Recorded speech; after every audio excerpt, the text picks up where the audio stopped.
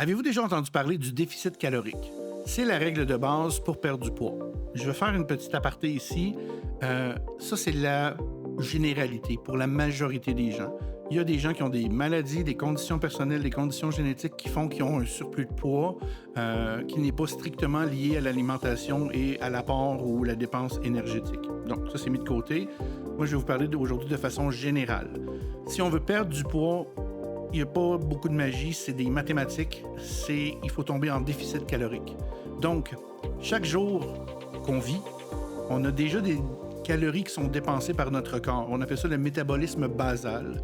Ça veut dire que c'est des calories qui sont dépensées par notre corps pour respirer, pour que notre cœur pompe, pour la chaleur et tout, et tout, et tout.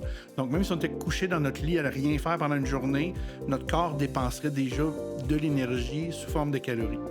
À ça, on vient rajouter les calories active. Donc, quand on se met à bouger, quand on est en mouvement, quand on se déplace, quand on fait du sport, quand on réfléchit, quand on fait plein de choses, à ça va venir se rajouter une autre dépense calorique. Donc, pour savoir comment on brûle de calories dans une journée, c'est pas compliqué. On a notre métabolisme basal et les calories qui sont dépensées sous forme d'activité. Si on est sédentaire, si on est légèrement actif, très actif, sportif, athlète, des choses comme ça, le niveau ou la quantité de calories qui va être dépensée va être différent d'une personne à l'autre. Donc, pour perdre du poids, perdre du gras, de façon générale, à part les personnes qui ont des conditions génétiques personnelles et des choses comme ça, il faut tomber en déficit calorique. Pour perdre 1 livre de gras, il faut qu'on soit en déficit calorique de 3500 calories.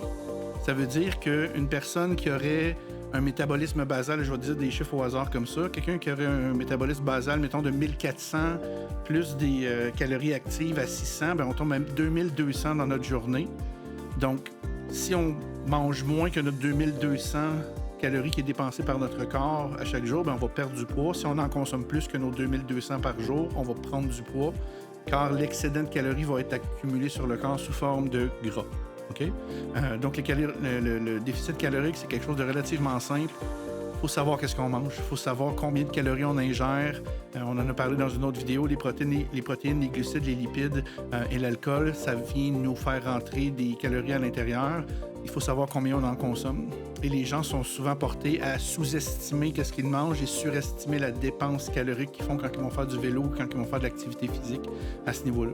Donc, encore une fois, à part les personnes qui ont des conditions personnelles, des maladies, des choses comme ça, pour perdre du poids, il faut être en déficit calorique, savoir qu'est-ce qu'on mange, savoir comment on bouge pour être capable de jouer avec ça. Et 3500 calories en déficit calorique va nous faire perdre 1 livre. La façon la plus saine de perdre du poids, normalement, ou la quantité, c'est environ 2 livres par semaine, qu'est-ce qui est recommandé. On ne dit pas que c'est pas faisable de le faire plus, mais la façon la plus saine, c'est environ 2 livres par semaine là-dessus. Donc voilà, je vais juste faire un petit topo sur le déficit calorique, d'où ça vient, d'où est-ce qu'on calcule les choses. Et puis voilà, donc on se retrouve dans une prochaine vidéo. Merci, bye!